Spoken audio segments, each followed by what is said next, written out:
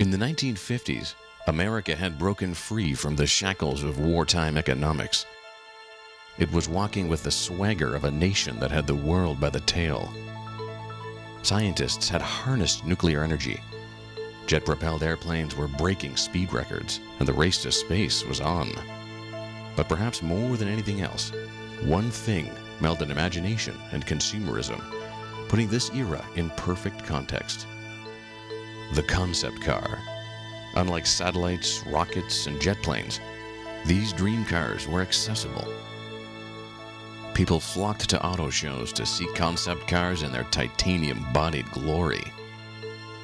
They were snapshots of how America perceived its future. They were simply out of sight, unforgettable. But what happened to them? Most were destroyed. Some just plain vanished. But amazingly, some are still here. I mean, there's very little to the imagination about what this car is supposed to be. And if you put a long enough wing on it, it probably would fly.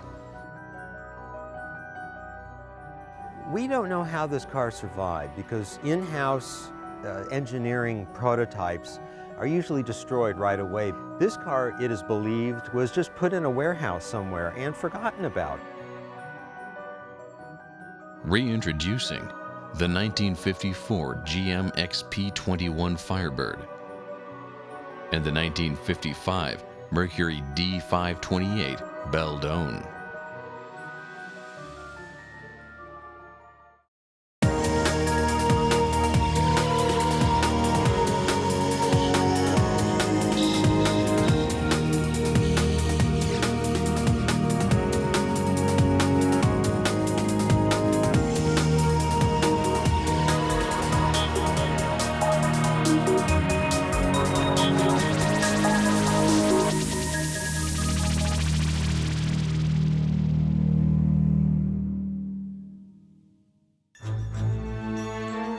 (1954), just 1 year after U.S. Air Force test pilot Chuck Yeager became the first man to fly 2.5 times the speed of sound in the X-1 rocket plane.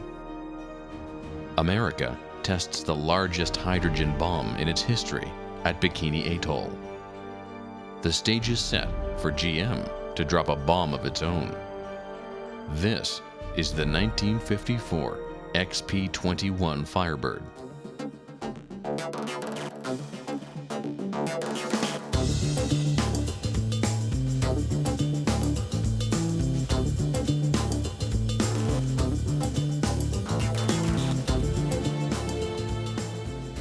Firebird 1 was the first gas turbine car designed and manufactured in the U.S. at that time, so it was really cutting-edge technology. The only other things that had gas turbine engines in them were aircraft, and as you can see, the car is very much aircraft inspired. I mean, it was just such over-the-top design and engineering exercise that it was the buzz. This car was a huge image builder for General Motors from a technological standpoint, from reaching far outside of the box for powertrain. This certainly is the future. Brought closer today by the Firebird. The XP-21 Firebird was designed by legendary GM designer Harley Earl. It's no secret that aeronautical design was all the rage when it came to concept cars. A large tail fin here, a bubble top there. But Harley Earl and his design team took the Firebird XP-21 into a whole new stratosphere. There was nothing subtle about this car's design. This was, quite literally, a jet plane on wheels. Harley Earl was a visionary that really could look forward, almost like he had a crystal ball. And very interesting the way this car came about. Aircraft is the inspiration of the day. Everybody's enthralled with transcontinental transportation. Air flight is a huge inspiration for people, and this car really tells that story. When you get up really close to the car, you really see the the aircraft-inspired design from the latches to the canopy. And on the interior, very much aircraft. All the gauges are aircraft-inspired. Even the steering wheel is a twin yoke style steering wheel. Stepping back a little bit here, we have the Whirlfire turbine-powered gas turbine engine. One of the most remarkable things about this, other than being a gas turbine, is the craftsmanship that went into building these engines in the early 50s. From the welds to the manifolding and the aluminum parts and stainless steel. It's just a masterpiece of craftsmanship. Moving back, you can see it's very aerodynamic shape, very much like an aircraft. Notice the Pinto style indicator or speedometer. And then has a speed brake where these flaps open up to help slow the car down. In the back is the exhaust system, which is very much like a jet aircraft, and the heat coming out of that is very much like a jet aircraft as well. You wouldn't want to be standing back there. It would probably set you on fire. Plenty of concept cars in the 50s could talk the talk. But when it came to the walking part, forget it. They may have looked like jets, but they drove like cars, if they even drove at all. But the Firebird XP21 was very different. It could walk the walk in a way that was completely revolutionary. This concept car not only looked like a jet, but with its fully functional turbine engine, it drove like one too. Gas turbine engine is basically, if you look at a windmill that you see on a farm, the wind blows and the windmill spins. A gas turbine engine develops a tremendous amount of heat, about 1650 degrees, and it blows hot gas across an internal windmill. That windmill is hooked to a shaft which goes to a transmission, and that's what drives the vehicle forward. The unique thing about gas turbine engines is they'll run on a variety of fuels: gasoline, kerosene, fuel oil. One of the things that's unique about the gas turbine engine is its high RPM, which requires special manufacture. It runs at an operating speed of around 35,000 RPM and with an idle speed of around 15,000 RPM. This car sounds very much like a taxiing jet aircraft, small personal, something like a Learjet. It sounds a lot like a Learjet taxiing around. Has the same smells, the same rev up as a personal jet. One problem with creating an operational turbine-powered jet plane on wheels is that somebody had to have enough nerve to drive it. With the XP-21 Firebird, there was a fine line between driving and flying. It was obvious that operating this concept car would require something more than your average dealership car jockey. GM engineers might have wondered, do we hire a test driver or a test pilot? The 1950 Ford XP-21 Firebird turbine-powered concept car wasn't your average set of wheels. Whoever GM hired to test drive it would have to have the right stuff. Eventually, this four-wheeled rocket was test-driven on the GM Proving Grounds in Arizona by Firebird supervisor Emmett Conklin. He personally researched the concept of a turbine-powered car for decades, so he was a natural choice. But there was another authorized driver, somebody with a slightly higher profile. It was a very specialized car, and the last thing Harley wanted was somebody getting injured in this car. Most of the testing was done by three-time Indianapolis winner Maury Rose. So many of the pictures you see in film footage of this car has Maury Rose, the famous Indianapolis race car winner, driving it. He had the background with race cars, which enabled him to react quickly to a car with this kind of power. So why weren't American citizens soaring down city streets in these wheeled rockets? Well, the engineering details that made this concept car so incredible are the very same ones that excluded it from any plans of mass production. Along with the gas turbine engine and its unique capabilities, it is an expensive engine to produce. Mass production of an engine like this would require a whole line of vehicles. So you have to have a gas turbine economy to make them affordable. The cons on this vehicle are the power band. You go from 15,000 RPM at idle to 35,000+ RPM at cruise speeds. So there's a huge transition, about 15,000 plus RPM transition, which is pretty tough to convert to transmission power, to shaft power. Around town, it doesn't accelerate up and down as easily and as freely as a gas piston-driven engine does. But if you were to have this car out on a place where you were going to go for a long distance, it'd be wonderful. In the end, there would only ever be one XP-21 Firebird. Over a decade later, the Firebird moniker would resurface in the much tamer form of the 1967 Pontiac Firebird. But the name was the only resemblance. Firebird 1, as it became known, didn't get mass-produced. But this outrageous concept car did produce a rich legacy. Within the next few years, GM would release 2 more Firebird turbine-powered concept cars.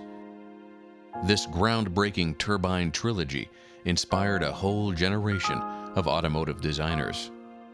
Certainly, the tail fin design got crazier and crazier throughout the 50s, and some of that's attributable to the design of this car.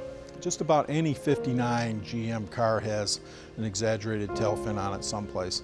The tail fin design originally was an aircraft-inspired design from the famous P-38 Lightning aircraft of World War II. But that was probably the pivotal point in which aircraft design was translated into automotive design.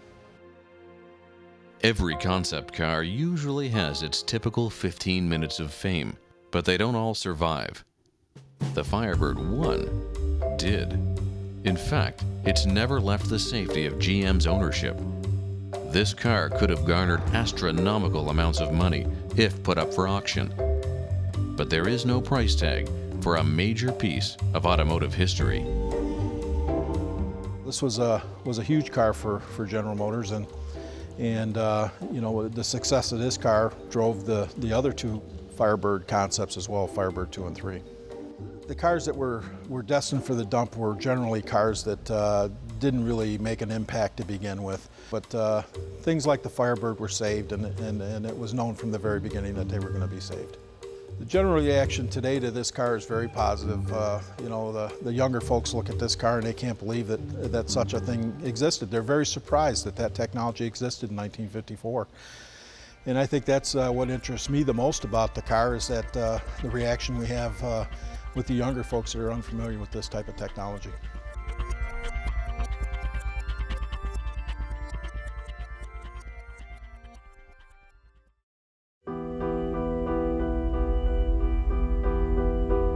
In the world of concept cars, some were designed for the limelight, while others were designed for the research lab.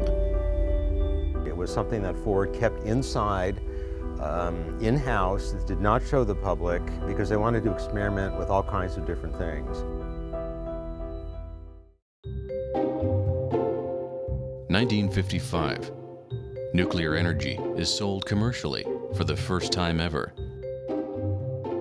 American physicist Willis Lamb wins the Nobel Prize in Physics for his groundbreaking research on the electron, while American biochemist Vincent de Vigneault wins the Nobel Prize in Chemistry for the first ever synthesis of a polypeptide hormone.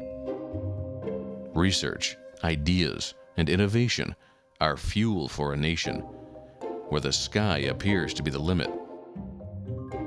The minds of the country seem to turn the wheels of progress effortlessly.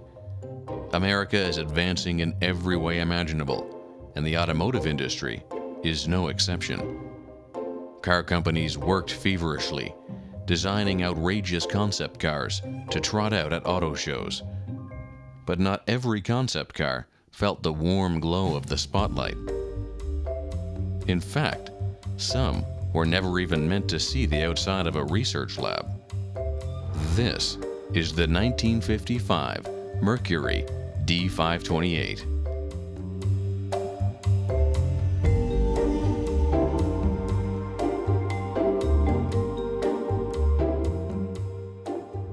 This car was designed by Ford to experiment with new technologies in air conditioning, rollover protection, and packaging of major components. This car blazed a lot of technology trails for Ford, but it was never seen publicly. It was something that Ford kept inside, in-house, that did not show the public because they wanted to experiment with all kinds of different things. Back in the early 50s and even into the late 50s, air conditioning systems were very, very bulky, and it was necessary to put giant evaporators in the trunk, which is about the only place that they would fit. Doing that and also trying to accommodate the spare and the gas tank took up a lot of room. So what Ford thought is, well, let's try some different packaging options here. Let's take, well, we don't have much choice. We have to leave the evaporator where it was. But what we can do is we can take the gas tank from the bottom and lower the floor, thus giving ourselves more luggage room. We can put the gas tank on one side, and we can take the spare tire out, giving us even more luggage room, and put the spare tire on the other side. The idea behind the air conditioning system was to channel the cold air up through the C-pillars and through a space in between the headliner and the roof. And there were progressively larger holes in the headliner beginning at the back and going towards the front. So the air conditioning, and as it went up in the roof, the high pressure air would come through the smaller holes first, and then as it got farther forward, it would go through the larger holes, and you would theoretically get a very even distribution of cool air gently descending upon you. The fact that we don't have air conditioning systems like that today kind of tells you where that technology went, but you have to give Ford credit for trying. It was also Ford's very first car to utilize a reverse sloping rear window that also retracted. It was also one of the very first four-door hardtops Ford made. It was the largest fiberglass car Ford ever made. An awful lot of cars are designed for research only. They're never meant to be shown to the public. Sometimes companies just have to make mistakes on their own if they want to. They have to feel free to try things that they're not really sure are going to go over well, but they have to try it. Their engineers have to get in there. They have to see what's possible.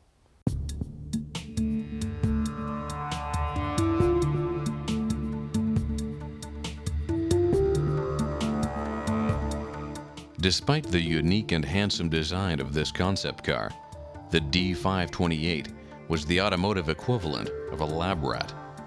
It was never given a proper name. It was poked and prodded in the name of research. But through the highs and lows of its experimental life, Ford researchers learned a lot from this car. The mistakes that were made behind closed doors gave Ford a great opportunity to ditch the things that didn't work and keep the things that did. There were a few adaptations of technologies that were used on this car that made it into production cars. For example, the reverse sloping retractable rear window ended up on certain Mercurys and Lincolns of the 50s and 60s. And it was also used in Great Britain on the Ford Anglia, the little tiny four-cylinder power car with the reverse sloping rear window. The 4-cluster gauge nacelle on the dashboard ended up being used in the Thunderbird. Relocation of the gas tank did not make it into a production car because they took the gas tank from a very protected part of the car and relocated it to one of the most vulnerable parts of the car, the left rear fender.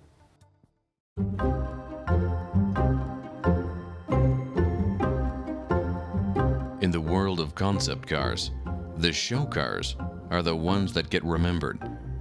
After their rounds on the show circuit are complete, their public exposure often helps spare them from the crusher. But experimental cars have a rough gig.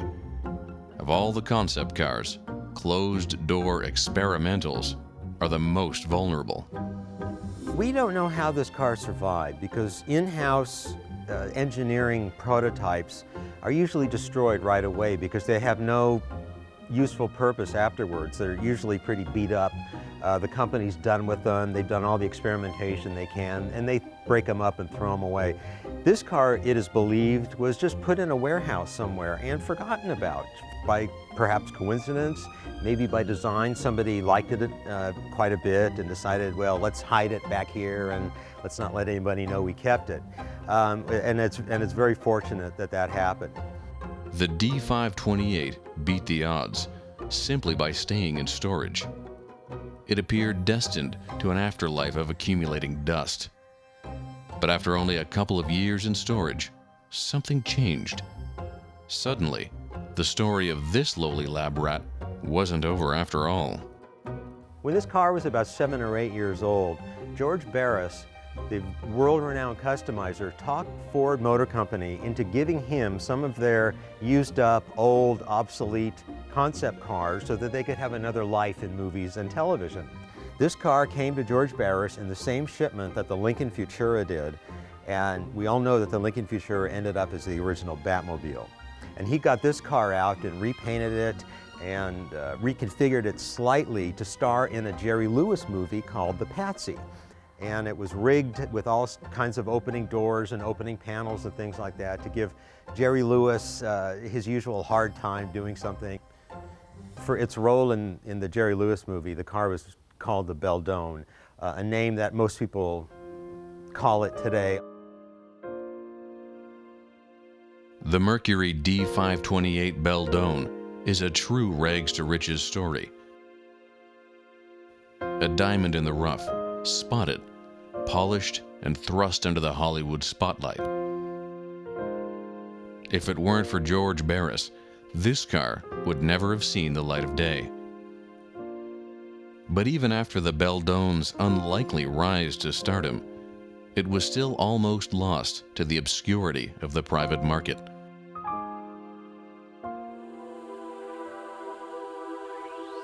Before the Peterson Automotive Museum in Los Angeles, California, stepped in.